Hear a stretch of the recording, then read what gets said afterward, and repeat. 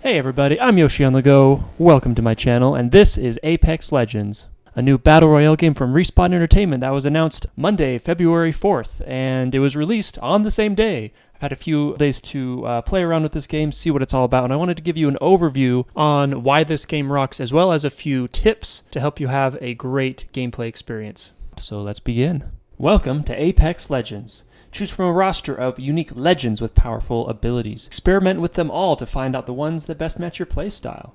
This is the first thing that really stands out, and what makes Apex Legends a little bit different is that each character has their own perks and abilities that differ from all the other characters. But before we jump into any gameplay, I like to scour the menus and the settings to see how the game is navigated and works. Certainly not top on the priority list, but once you're familiar with all the settings, poking through to see how things work, it makes the game a lot more enjoyable, so you know how the game is being played from the technical side of things. I really love how things are very clearly labeled on the right side of things, so you know exactly what's going on behind the scenes.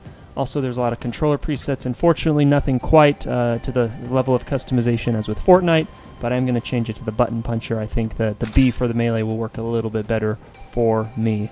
And this is the main lobby. Notice the parallelograms, which is very awesome, making menus great again. I love parallelograms, it's my favorite shape. You can click on each one or use the bumpers and the triggers to move to the next side. The Legends tab shows you all the characters you have unlocked and not unlocked, and each gives a descriptive feature of what they do at a glance, as well as if you press X you can view their skills and how they use them. Each legend actually has 3 different skills: a passive skill that is happening all the time, a tactical skill that recharges relatively quickly that you want to use as much as possible, and an ultimate skill that actually takes quite some time to charge up, but it's pretty awesome. Bloodhound specializes in tracking and finding people as well as traps. Gibraltar has bubble shields, kind of like Halo 3, as well as calling in mortar strikes.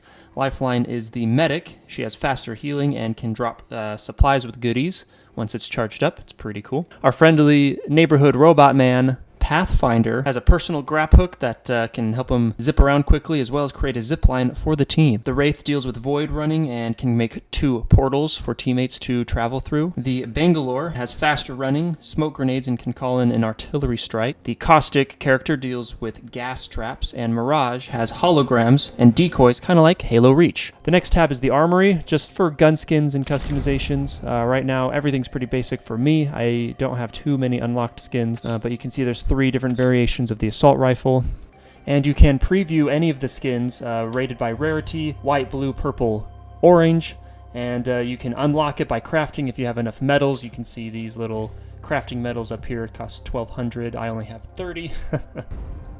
We also have lots of great SMGs. This is one of the favorite guns I've ever seen, especially with this LED skin. This is like the most top coveted gun I want right now. Like, it looks so good. And the 4th tab brings us to a store with an additional 4 tabs just for the store. You can see that there's actually 3 different types of currencies. Speaking of which, there's the crafting materials, there's the legend credits, and then there's the Apex coins. You receive 1 Apex pack for every level you level up. You can open it anytime. These are the legends that you can buy, either for legend tokens or Apex coins. Legend tokens are the freebies that you get just by playing matches, which is nice that you can unlock a lot of this stuff just by playing the game. And then, of course, Apex coins you can buy for money. Oh boy, I'm going to drop a lot of money on this game. Also, you can do the training at any time by clicking here and going to training. All right, let's play the game. So from the player menu, you see you have these 2 other plus points on either side. That's because Apex Legends is a squad-based game. That's right, always trios. Although occasionally I have been in a team of 2 or just by myself, but for the most part, you'll always be in a team of 3. You and your 2 teammates will randomly be mixed up to choose your legend. This is where understanding each legend's unique abilities come into play, as you want to pick a legend that complements the rest of the team. Bangalore and Lifeline are definitely my favorite at this point. I haven't had the opportunity to play with all of them just yet. This will get the job done, brother. Before you drop, you are introduced to your champion squad, the number 1 squad you want to take down. Just like Fortnite, you can pull up the left select button to see the whole map and set a waypoint for you to jump. What's also really cool, though, is that you can just look around and tag a place just by looking at the map. So it's a little bit faster that way if you want to tag a certain place. One of you is appointed as the jump master, who will ultimately choose where the squad lands, although you can break off at any point in time, though I don't recommend it. You're going to die really fast. Just jump with your squad, guys. I would recommend breaking off at the last minute just to a different building so you can get your own loot. And this is probably my favorite part of the game right now, the jump music. Alright, hope you're ready. Let's do this, brothers.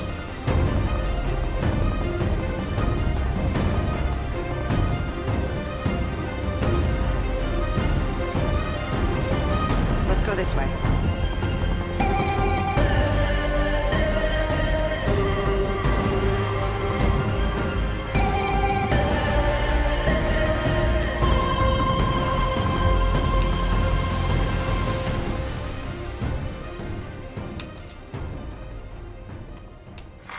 Attention, first blood.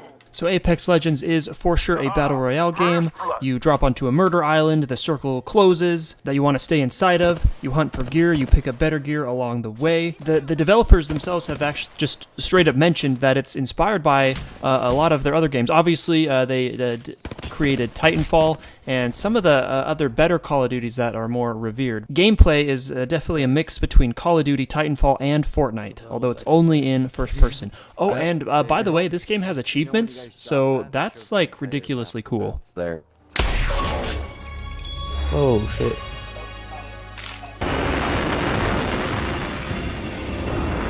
So that's kind of the gist of the game and what it's all about. Now let's talk about some tips to help you have a better gameplay experience. First and foremost, the color of the type of gun and the ammo are color coordinated. So you see I've got this longbow right here, it's like that. I will just say green. And so anytime I'm looting, I want to loot for green bullets for this gun. Don't bother picking up any other color other than the color of the gun that you have. Next tip is that there is no fall damage and there's no team damage. I really like these gameplay elements because it keeps the focus on supporting your squad and keeping your teammates alive.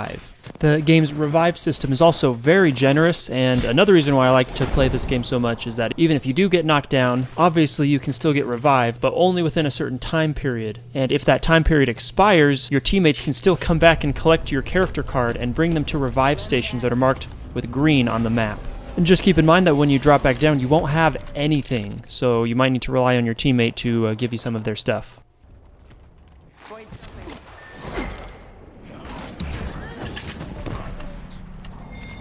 Because the squad system is so important to gameplay, communication means everything. And for all those who don't have voice chat options or simply want a more direct way to communicate within the game world, we have the ping system, which is brilliant. With the right bumper, all you need to do is click it to highlight an item, a location, or an enemy.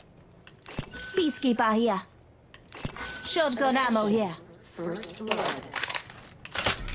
You can also hold the bumper to see all the things you can do, but this is really useful, especially when you're looting something and maybe you already have a body shield or a certain type of gun. You can ping it and your other teammates will be alerted to its presence and they can go pick it up.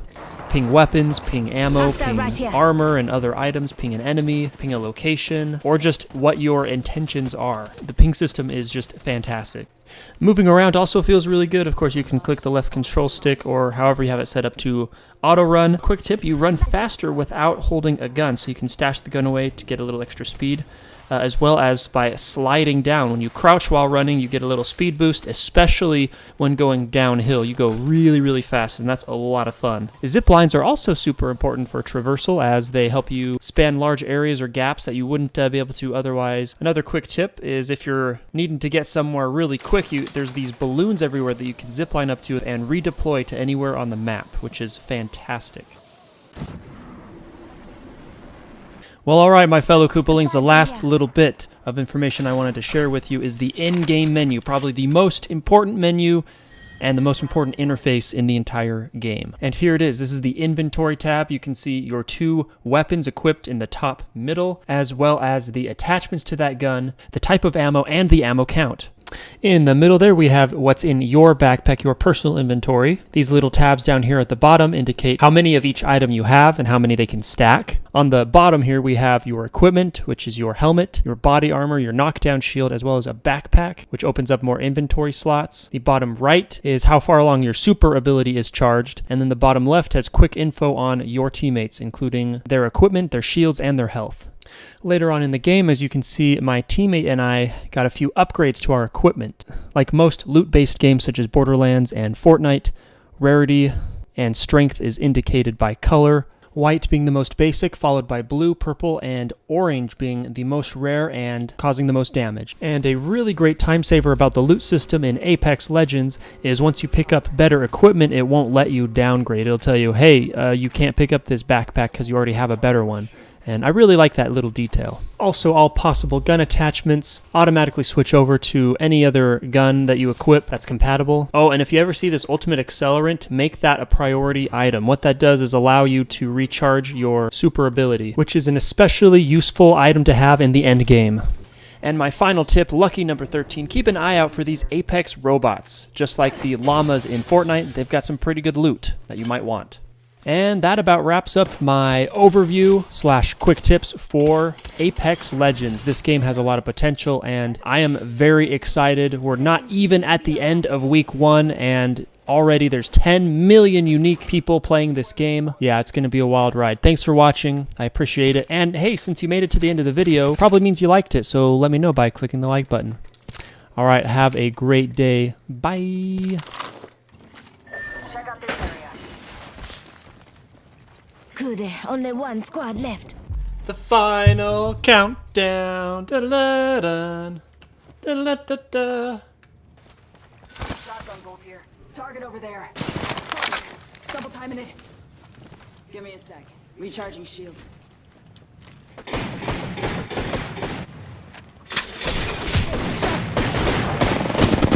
Enemy down. Reloading.